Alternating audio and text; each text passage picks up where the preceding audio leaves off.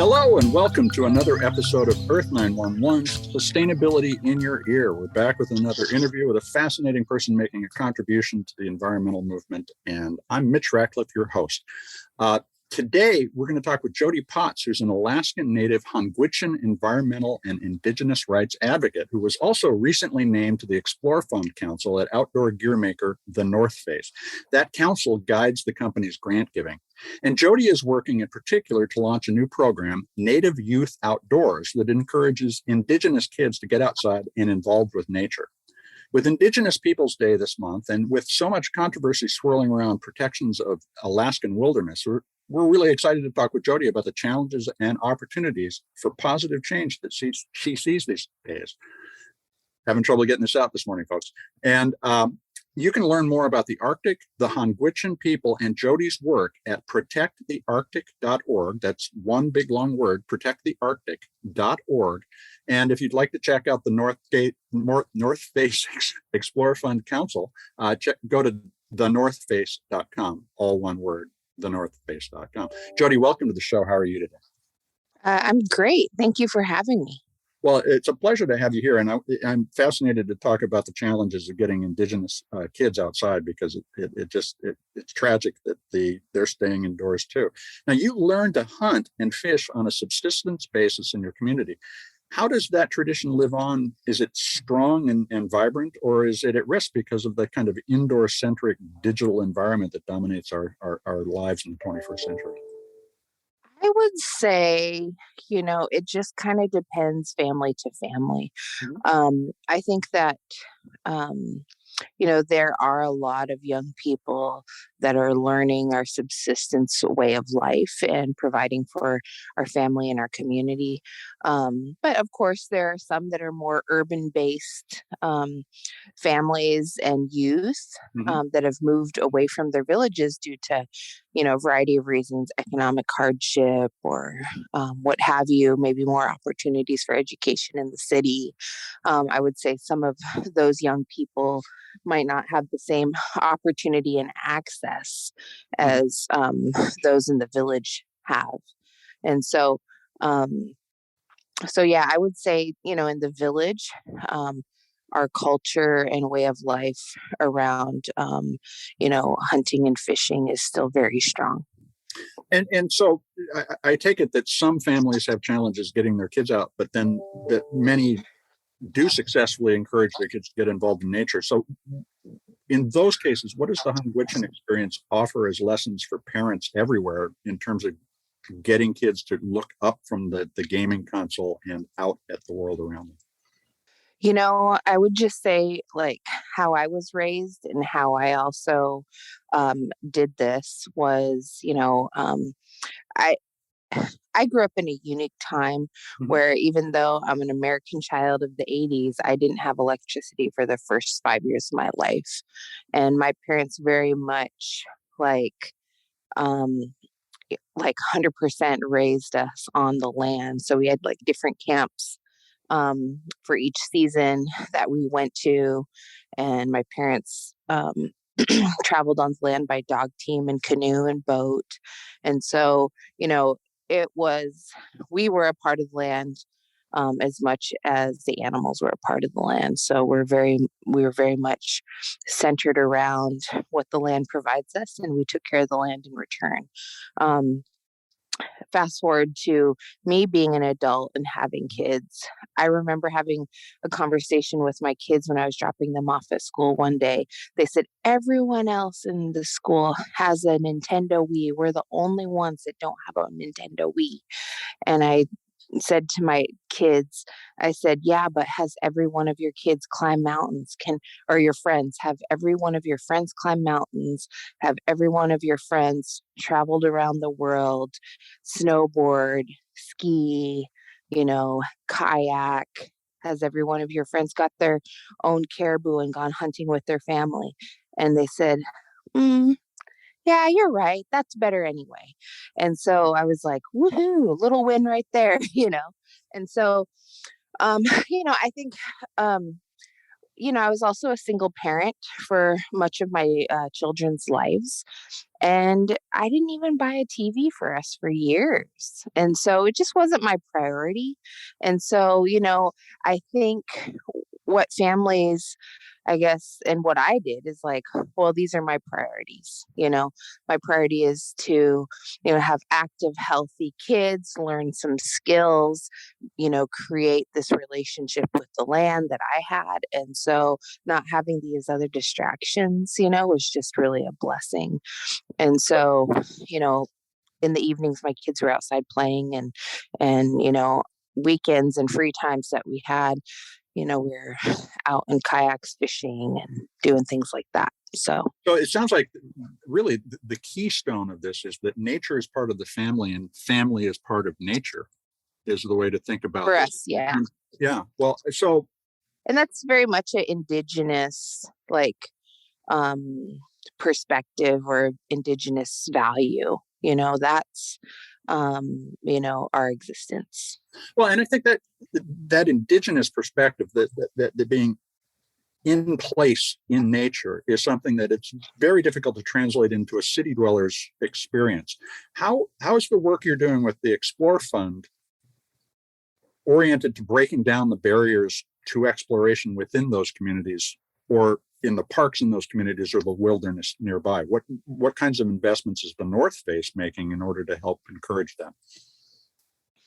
Well, I think there's like several things here, and especially you mentioned like urban centers in the beginning. I think, well, I know that there is such a lack of access, opportunity, and availability for, especially communities of color in urban centers um, to enjoy the outdoors, to have that experience for a variety of reasons. One being, you know, uh, environmental racism. Cities don't plan Mhm. in communities of color or poverty to have, quality green space like they do in more wealthier, um, you know, uh, communities.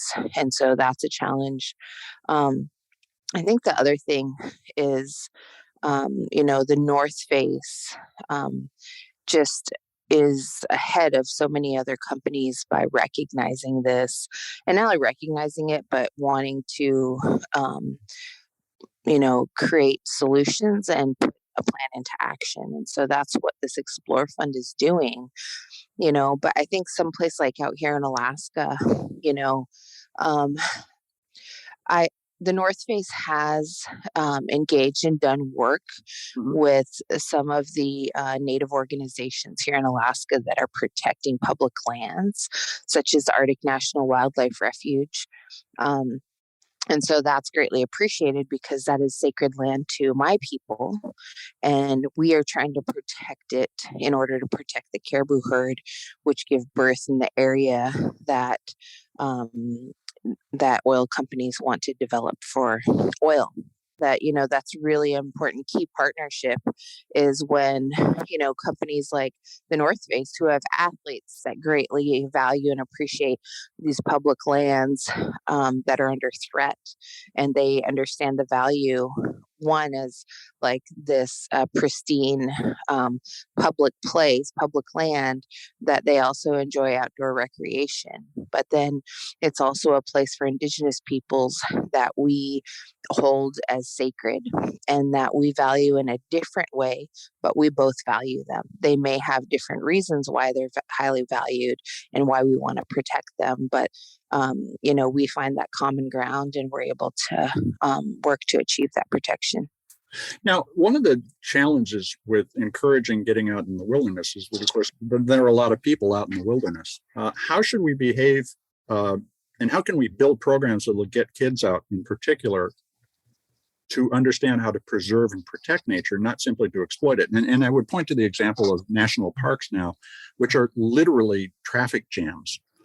Uh, and I would not want to see that happen with ANWR, the Arctic National Wildlife Reserve. Uh, where where's the limit in terms of how much people can get involved in nature without contributing to damaging nature? I think, a big key element is um, you know, teaching our children, and whether it's our children or youth we're engaged with through these variety of organizations or any people, is just to come from a place of respect. You treat that land like you would treat your home. You wouldn't walk into your home and spit on the floor. You wouldn't walk into your home and just throw trash. Well, at least I would hope you wouldn't, right? It's just not common. And you treat the place like your home and like the place that you might sleep or eat. And so I think that's a very basic. Um, but you know, I have I think up here in Alaska, um, we're very blessed where we have tourists in the summer. We have a great number of tourists that come up here in Alaska in the summer, but I have never experienced a public land space here in Alaska that have these traffic jams. Um, I've heard of that, but I've never seen it, and I don't know what that's like or looks like. It's Um, pretty striking. Mount Rainier National Park, which is near my home, sometimes it's a 45-minute wait to get into the park. I was also speaking with somebody who was at Glacier about a month ago, and the entire park was bumper to bumper. So it's a really wow. concerning problem, and so that hasn't reached Alaska yet. I just hope it doesn't. Yeah. Well, I guess I would just say that, I mean, obviously that's like probably a national park, management plan that they need to probably review. But of course, people want, I think, especially during, this pandemic, people are trying to get outside more, and they're starting to have a higher value of being outside and communing outside. And, I think that's really, really important.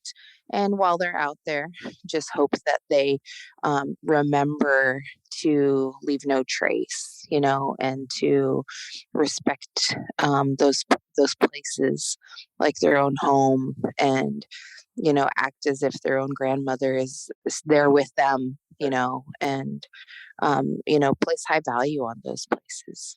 So, how does Native Youth Outdoors encourage Indigenous youth to get involved with nature? I think, there's a lot of, kind of alluding to what we spoke about in the beginning. There's a lot of Native youth that have an understanding of our hunting and fishing way of life. Mm-hmm. Some in the urban areas may not have experienced it, but they know that it's a part of our way of life and being. Um, One thing that I have noticed, I've been very fortunate in my life to also learn to snowboard and have snowboarded all over the lower 48 and the Rocky Mountains. And I've done a lot of hiking and mountain biking and some of these outdoor recreational activities. I've been very fortunate to have some of those really great experiences, which is very different from the way I am on the land when I'm hunting, Well, and you were recreation telling, versus way of life, right? yeah, well, you And mentioned so earlier with that you have been on a moose hunt recently, and that your family goes out and does that. Does Native Youth Outdoors engage the family to get the kids outside, or does it create programs where the kids go out together but not with their family? So Native Youth Outdoors basically was an idea my kids and I had. I taught my kids how to snowboard. We go out both snowboarding and hunting, right?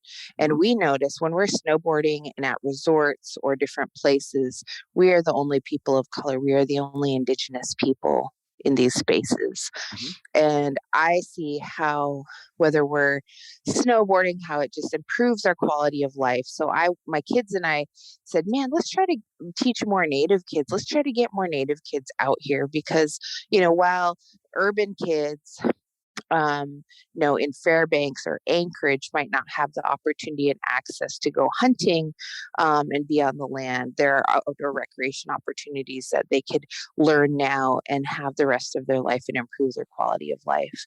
And so we started doing free snowboard clinics, Mhm. and we had a really just I mean, even a wait list, more than we could handle.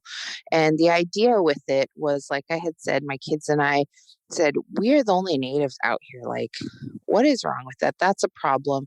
What are the barriers? Of course, the cost, the opportunity, sometimes even just planting that seed. And so, we were able to provide free instruction for my kids and I. My oldest son and I are snowboard instructors. And so, we were instructors and my daughter assisted us and we provide the instruction for free. And then we had people, that were donating in order to buy their lift ticket. We had, Smart Wool sent up a bunch of, really high quality wool socks and face warmers. And, a lot of these kids don't even have the proper gear to be comfortable, doing these kind of activities. And so, there's just a variety of barriers. And with Native Youth Outdoors, we're trying to address those to enable more Native youth to get out in outdoor recreation experiences. And in the future also, we're hoping to teach more traditional Indigenous outdoor clinics, and basically life skills and lessons that they could also use in the future. So your work, you mentioned several donations from business in what you just said, and your work with the North Face. Has that changed your perspective on the role that business and that consumers can play in protecting wilderness? Yeah, absolutely. I mean, the places that people who enjoy outdoor recreation, that they want to go and, enjoy their sport or their experience.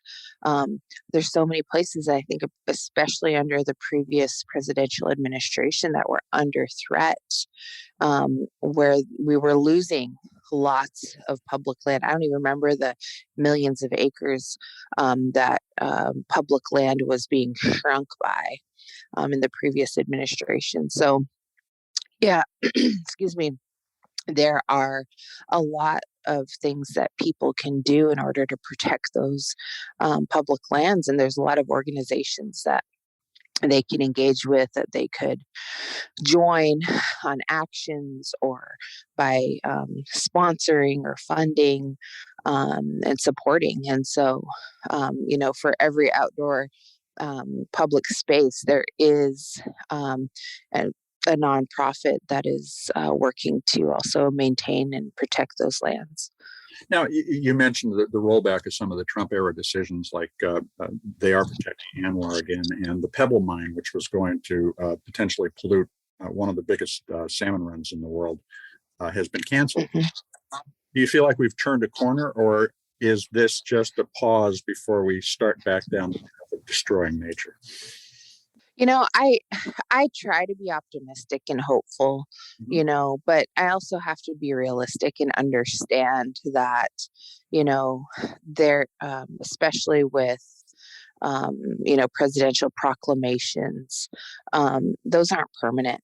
And so what we're really seeking for some of these places is permanent protection, not just, you know, um, you know, during this presidential administration, you're safe for 4 years until the next administration removes these protections. Like, it would be really nice if we could, for some places that are continually under threat.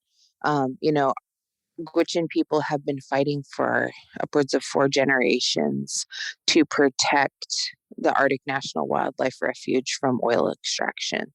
And so, ultimate goal is permanent protection. And so, um, we are kind of enjoying this little bit of a break, because under the Trump administration, we're working really hard. And it was really challenging and stressful.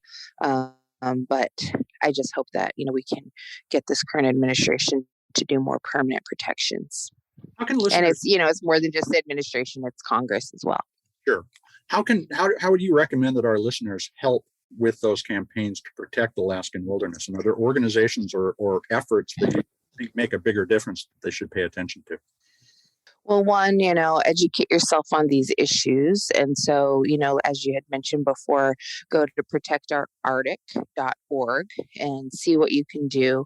You can donate to, say, the Alaska Wilderness League, of which I'm a board member of.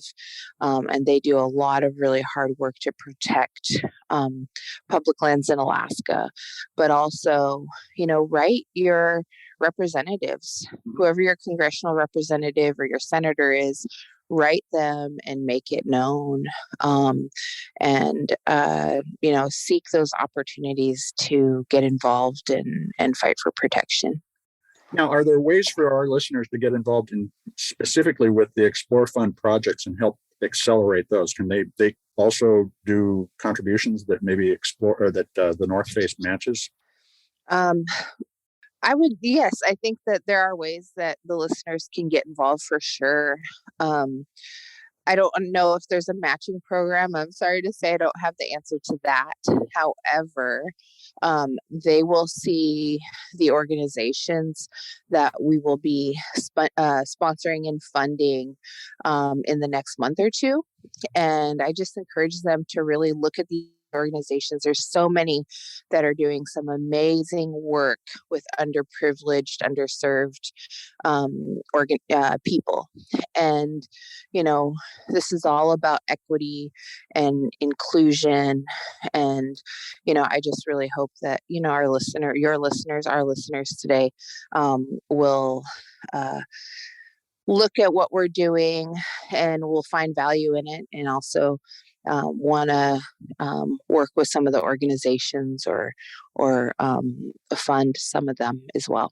Well, we'll include links in the article that goes with the podcast so people can follow up.